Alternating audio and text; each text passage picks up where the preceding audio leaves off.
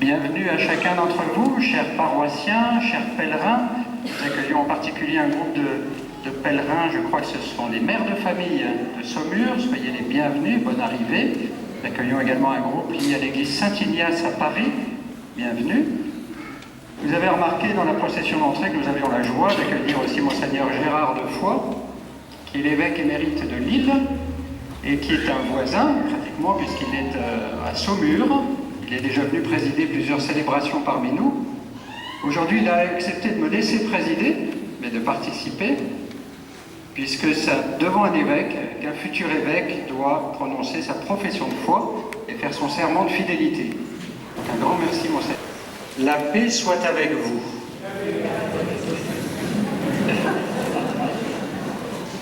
À partir du 11 juin, dimanche prochain, le jour de mon ordination épiscopale, c'est avec ces mots de Jésus que nous venons d'entendre que je commencerai toutes les messes, alors que les prêtres disent « Le Seigneur soit avec vous ». Les évêques, eux, disent « La paix soit avec vous ». Alors quel est le sens de ces paroles et le sens de leur reprise par les évêques? Il y a 2000 ans, on employait ces mots « Shalom », « La paix soit avec vous », pour se saluer. Mais Saint Jean ne nous raconte pas cela pour nous dire simplement que Jésus est arrivé au milieu de ses disciples et lui a dit « Coucou, c'est moi ». Et leur a dit « Coucou, c'est moi ». D'autant que Jésus, d'après Saint Jean, l'a répété 2 fois de suite. C'est donc beaucoup plus profond qu'une simple formule de politesse, même si, chers enfants, il faut apprendre à dire bonjour. Vous connaissez sans doute qu'une des caractéristiques de Dieu, c'est qu'il crée par sa parole. Dieu dit, et cela fut. Nous avons entendu cela 7 fois la nuit de Pâques, la Sainte Nuit de Pâques, en entendant le récit de la création pour les 7 jours de la semaine. Dieu dit, et cela fut. Eh bien, puisque Jésus est Dieu, quand il dit quelque chose, cela est. Ce n'est donc pas au futur dans sa carte de vœux pour la nouvelle année, la paix soit avec vous.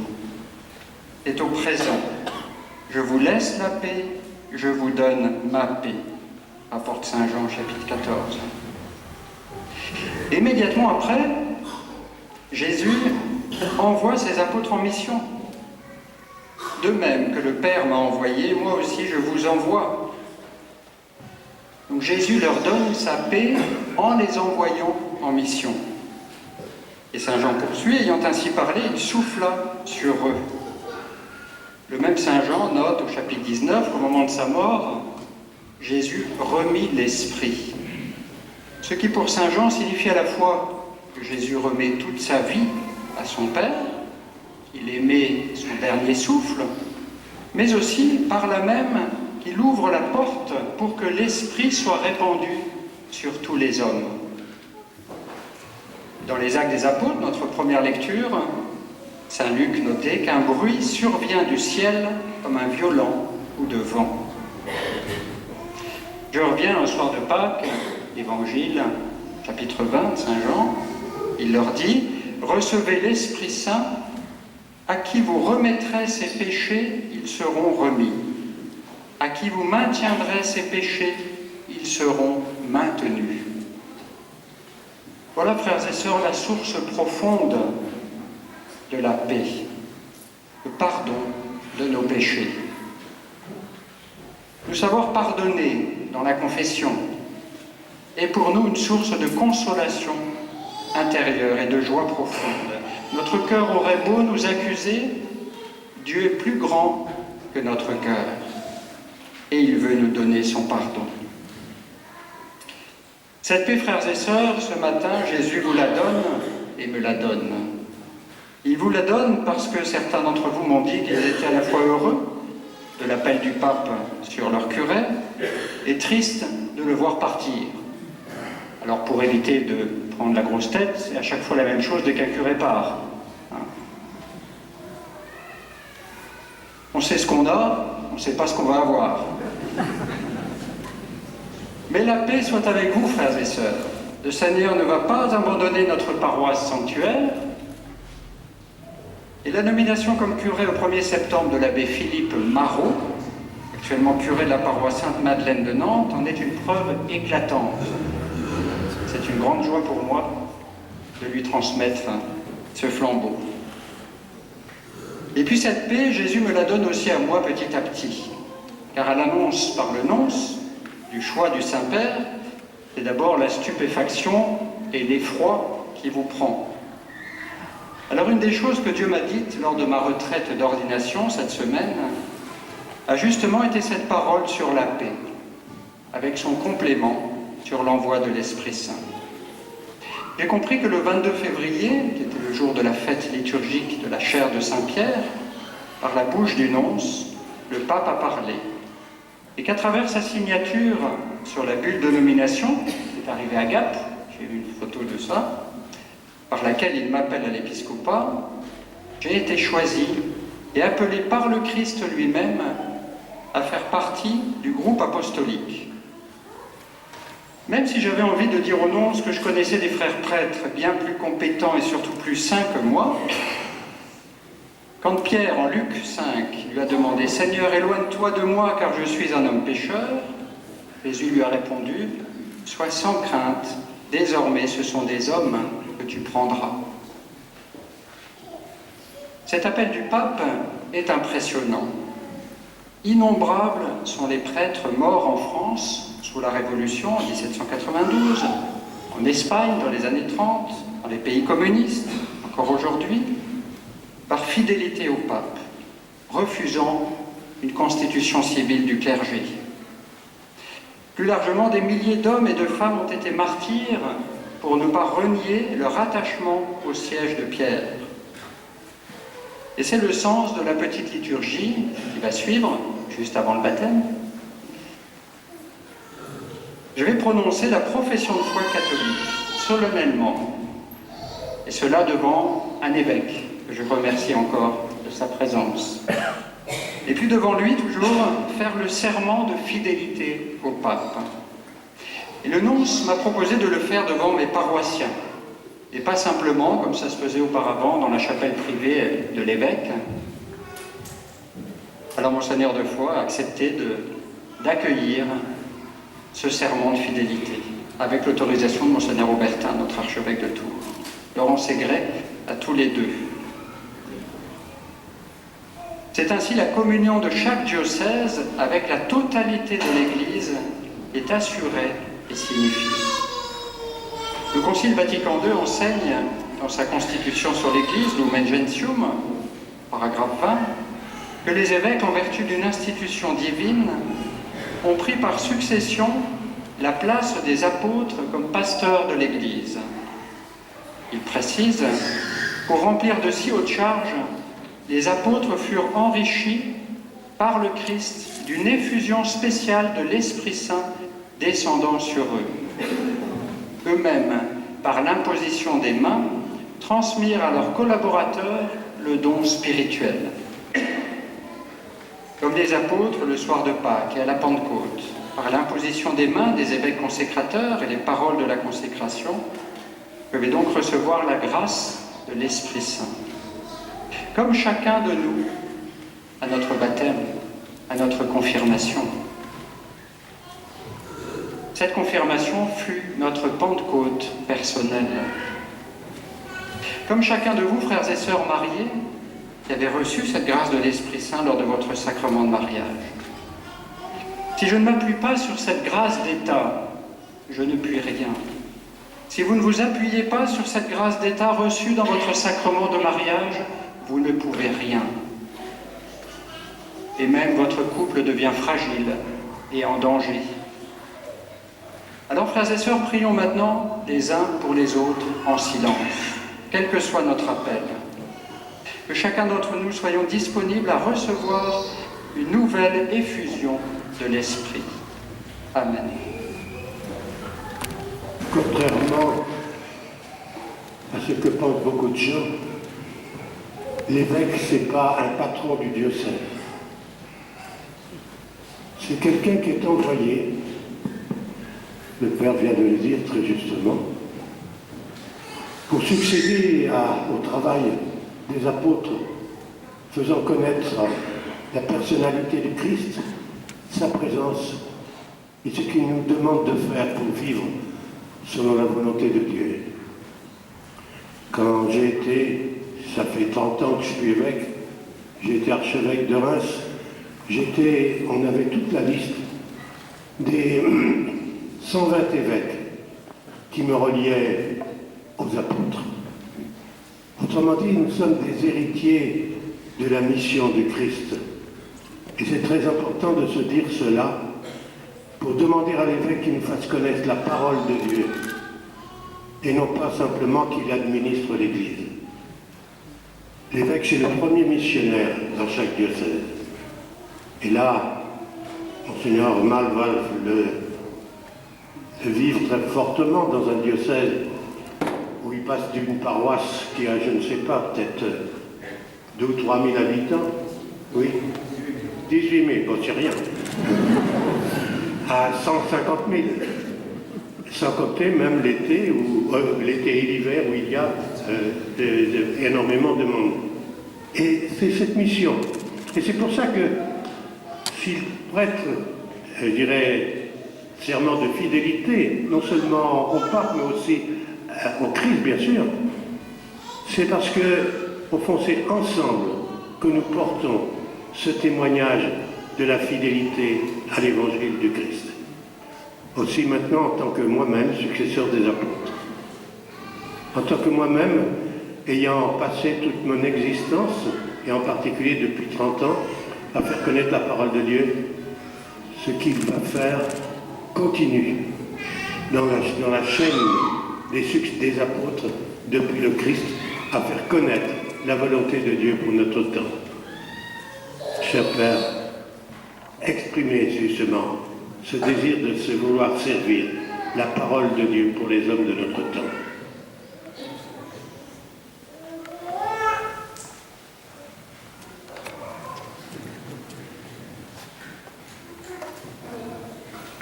Élu évêque de Gap, d'une foi ferme, je crois et professe toutes et chacune des vérités contenues dans le symbole de la foi, à savoir, je crois en un seul Dieu, le Père Tout-Puissant, Créateur du ciel et de la terre, de l'univers visible et invisible. Je crois en un seul Seigneur Jésus-Christ, le Fils unique de Dieu, né du Père avant tous les siècles. Il est Dieu, né de Dieu, lumière, né de la lumière, vrai Dieu, né du vrai Dieu, engendré, non pas créé, de même nature que le Père, et par lui tout a été fait. Pour nous les hommes et pour notre salut, descendu du ciel. Par l'Esprit Saint, il a pris chair de la Vierge Marie et s'est fait homme. Crucifié pour nous sous Ponce Pilate, il souffrit sa passion et fut mis au tombeau. Il ressuscita le 3e jour, conformément aux Écritures, et il monta au ciel. Il est assis à la droite du Père. Il reviendra dans la gloire pour juger les vivants et les morts, et son règne n'aura pas de fin.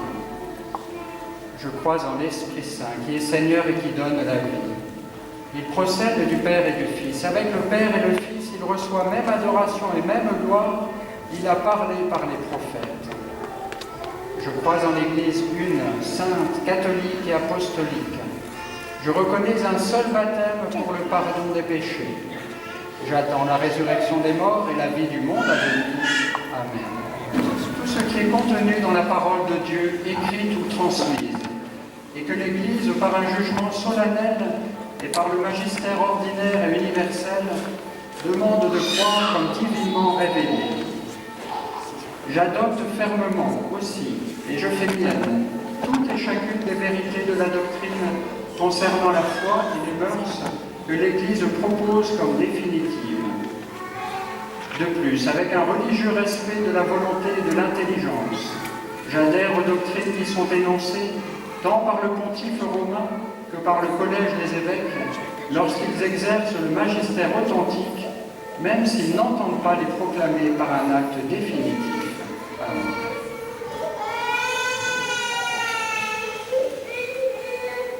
Moi, Xavier Mal, promu au siège de Gap, je serai toujours fidèle à l'Église catholique et au pontife romain, son pasteur suprême, vicaire du Christ, successeur du bienheureux apôtre Pierre dans la primauté et tête du collège des évêques. J'accepterai le libre exercice du pouvoir primatial du souverain pontife dans l'Église universelle, et je prendrai soin de promouvoir et de défendre ses droits et son autorité. Je reconnaîtrai et respecterai les prérogatives et les charges des légats du pontife romain, car ils agissent au nom du pasteur suprême. Je veillerai avec un grand soin, avec le plus grand soin, à accomplir les tâches apostoliques confiées aux évêques, à savoir instruire le peuple de Dieu, le sanctifier et le gouverner en communion hiérarchique avec la tête et les membres du collège épiscopal. Je maintiendrai l'unité de l'Église universelle et pour cela je m'appliquerai avec zèle à ce que le dépôt de la foi transmis par les apôtres soit conservé dans sa pureté et son intégrité, et à ce que les vérités proposées par le magistère de l'Église, comme devant être professées et appliquées aux mœurs, soient transmises et expliquées à tous. À ceux dont la foi s'égare, je manifesterai un esprit paternel et je mettrai tout en œuvre pour qu'ils parviennent à la plénitude de la vérité catholique. Les yeux fixés sur le Christ, grand prêtre éternel, j'agirai pieusement et saintement, et j'exercerai le ministère qui m'est confié de manière telle que, devenu modèle du troupeau, je puisse confirmer les fidèles dans la perfection chrétienne qu'ils doivent atteindre. Je soutiendrai la discipline commune de toute l'Église, et je m'appliquerai avec soin et constante vigilance à faire observer toutes les lois ecclésiastiques, et avant tout celles qui sont contenues dans le Code de droit canonique, afin d'éviter l'introduction de pratiques erronées, surtout dans le ministère de la parole et la célébration des sacrements. J'apporterai un soin consciencieux à l'administration des biens temporels de l'Église, surtout de ceux qui sont destinés à l'exercice du culte divin, à l'entretien honorable du clergé et des autres ministres, ainsi qu'aux œuvres d'apostolat et de charité. Dans l'accomplissement du mandat qui m'est confié, j'entourerai d'une affection particulière tous les prêtres et les diacres, sages collaborateurs de l'ordre épiscopal, ainsi que les religieux et les religieuses, participants de l'unique et même mission. Avec le plus grand soin, je veillerai à la promotion des vocations afin de pourvoir, comme il convient, aux besoins spirituels dans toute l'Église. Je reconnaîtrai et soutiendrai la dignité des laïcs et leur rôle spécifique dans la mission de l'Église. Je veillerai en outre avec une sollicitude particulière à soutenir les œuvres missionnaires pour l'évangélisation des peuples. Convoqué au concile et aux autres activités collégiales légitimes, je m'y rendrai moi-même, à moins d'un empêchement, où je répondrai de manière convenable. Au temps fixé ou lorsque l'occasion se présentera, je rendrai compte de mon office pastoral au siège apostolique. J'accepterai ses instructions et ses conseils et je les mettrai en œuvre avec le plus grand soin. Que Dieu me vienne en aide et aussi ce saint évangile de Dieu que je touche de mes mains.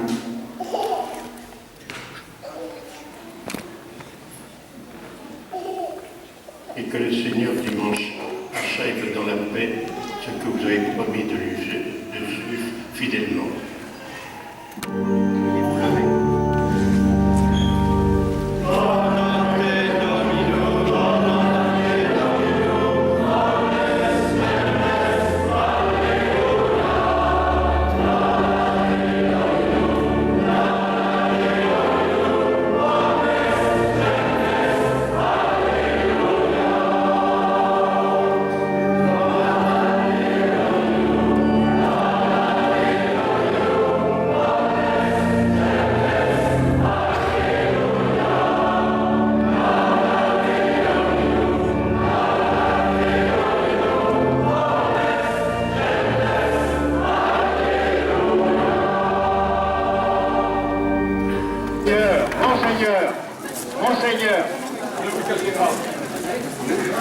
Monseigneur, c'est excellent. Non,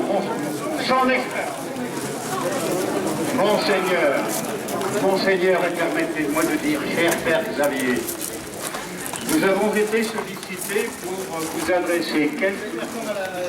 Ah oui, merci Alexandre, c'est à faire.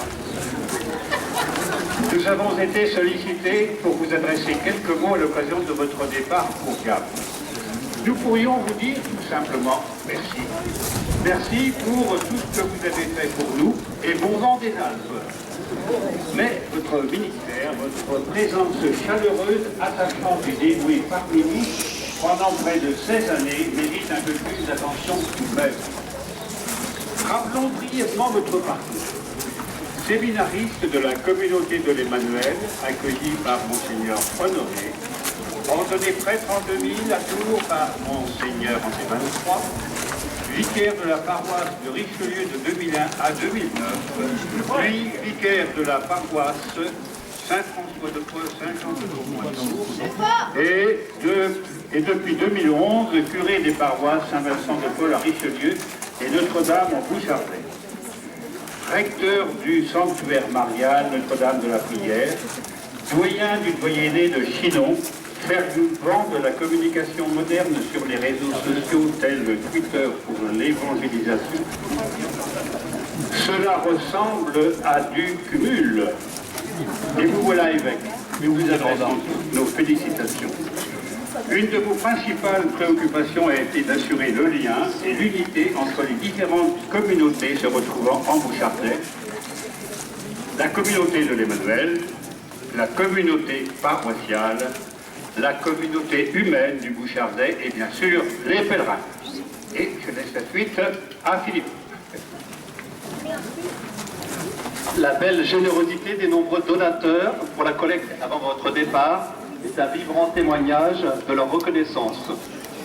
Le compteur est actuellement à peu près 8 500 €. Mais il n'est pas bloqué.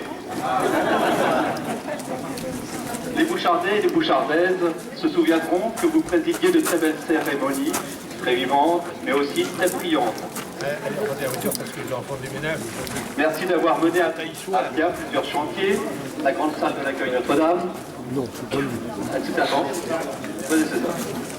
la sonorisation de l'église Saint-Gilles et celle des autres villages, la réalisation de la maison paroissiale,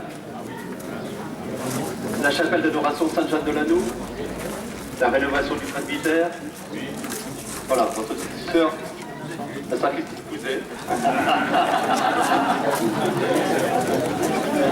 Votre successeur vous en sera reconnaissant, car sans ces transformations, son mètre 98 aurait été un peu à l'étroit. Il faudra quand même qu'il se baisse. Merci d'avoir participé au démarrage de l'association pour la rénovation de l'église Saint-Gilles. Vous partez avant la grande fête du mois d'août. On a dit des 70 ans de pèlerinage, c'est sans doute une souffrance. Mais c'est une belle souffrance, aurait dit Jacqueline, car une souffrance offerte. Merci Père Xavier, merci Monseigneur. Priez pour nous à Gap. Nous continuerons à prier pour vous à l'île Bouchard, encouragés par le Pape François, qui nous dit « La prière que nous devons tous pour nos évêques est une obligation, mais une obligation d'amour, une obligation des enfants face au Père, une obligation des frères pour que la famille reste unie dans la confession de Jésus-Christ, vivant et ressuscité. » Chers frères, mes bien chères sœurs, Saint-Pierre, c'est qui Notre-Dame de la Prière, un grand merci. Voilà, en fait, la seule chose que j'avais demandé comme cadeau, c'était ça, quoi. La Sainte Vierge. Voilà. Bon, elle est un peu dans son cercueil, comme ça.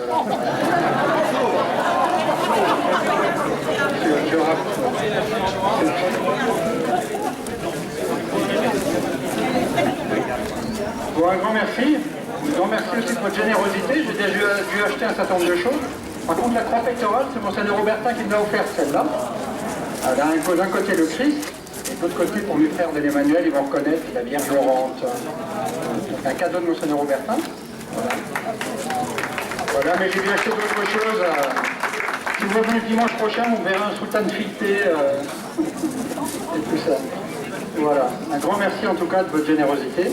Un grand merci à tous les paroissiens pour voilà, tout ce travail en commun, tout ce travail d'évangélisation, comme a dit aussi comme a dit Monseigneur deux fois, l'évêque doit être le premier missionnaire, mais un missionnaire tout seul, ça ne fait pas grand-chose. Donc le curé, c'est aussi le premier missionnaire, mais un missionnaire tout seul, sans rien, donc sans vous, on ne ferait rien. Vous allez avoir un bon pasteur qui va succéder, vraiment, donc je suis très heureux de ça. Mais il aura toujours à se baisser sur toutes les portes du presbytère, hein, parce que c'est des vieilles maisons. Hein. Voilà, eh bien, un grand merci à mes frères prêtres aussi, du presbytère. Un grand merci à mes frères prêtres du doyenné, j'en ai aperçu 2 déjà. Voilà, ils sont déjà un certain nombre là-bas qui sont arrivés. De Chinon, de Sainte-Maure. Voilà, un grand merci de votre présence et de notre fraternelle collaboration et amitié. Qu'est-ce que je dis d'autre, Alexandre? Alors, vous savez que ma devise épiscopale, c'est révéler et publier les œuvres de Dieu. C'est pas réveiller, hein, non, c'est révéler et publier les œuvres de Dieu. Eh bien, je crois que votre présence permet aussi de révéler les œuvres de Dieu, parce que nous sommes que des pauvres, humbles serviteurs, et sans lui, rien ne se fait. En vain travaille le bâtisseur s'il ne bâtit lui-même la maison. Instrument pastoral, c'est quoi? Un bâton de berger, un saucisson. Pour donner les coups de crosse dans la poche.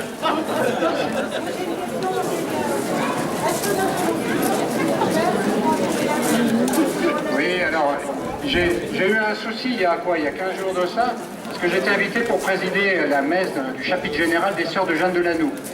Et donc, je m'étais dit, pour leur faire plaisir, je vais sortir la calotte et la croix pectorale. C'est la première fois.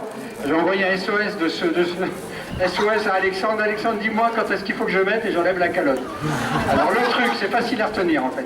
Tu la mets avant la prière d'offertoire, et tu la enlèves avant la prière d'offertoire, et tu la remets une fois que la porte du tabernacle est fermée. Voilà. Quant au chapeau, après ça sera mon cérémoniaire qui gérera. Et puis alors, pour vous dire aussi pour la mitre, pour la crosse, la vraie crosse, pas celle-là, là, j'ai fait le choix, sur une suggestion du nonce, il m'a dit, il y a des tas de crosses qui attendent dans les évêchés. Et c'est vrai que la grande mode, c'est de se faire faire une crosse qui coûte très cher, un orfèvre. Bon, c'est très bien, c'est très beau. Mais il y a des belles crosses qui ne servent pas, effectivement. Donc j'ai choisi, sur les 3 crosses qu'il y avait à l'évêché à Gap, j'en ai choisi une des 3. Il y en a une 4e qui va rester au lot, qui représente dans la volute, là, qui représente Benoît Trompurel et ces moutons-là. Donc voilà, donc ça sera une crosse ancienne que je vais prendre. Voilà. Et l'anneau épiscopal, que je n'ai pas le droit de porter encore, hein, que je porterai qui sera remis dimanche prochain, j'ai choisi 2 anneaux, on va dire un pour ces grandes célébrations, voilà. C'est l'anneau qu'on appelle l'anneau du concile, parce qu'il a été offert par le pape Paul VI à tous les évêques qui ont participé au concile. Je l'ai choisi en argent, parce qu'il faut que ça dure, si Dieu me prête vie, il faut en avoir pour 25 ans, hein. On prend pour 25 ans l'épiscopat, il faut que ça tienne le goût. Et donc c'est un anneau avec le Christ au milieu, et puis Saint-Pierre et Saint-Paul de chaque côté. Et puis sinon j'ai choisi un anneau tout simple avec une croix, pour le quotidien, pour la vie quotidienne, puis pour aller crapahuter dans les montagnes. Et on va m'offrir aussi une croix, un crosse en bois. Alors c'est pas Alexandre, c'est un de ses confrères. Une crosse de bois, parce que j'aurai beaucoup de pèlerinages de montagne à présider, et je me vois mal dans les chemins de montagne avec la croix dorée. Voilà, le bâton du berger comme ça. Allez, un grand merci. Vous êtes tous invités à Gap, invités au Los. Notre-Dame du Lot vous attend. On dit le Lot. Notre-Dame du Lot vous attend.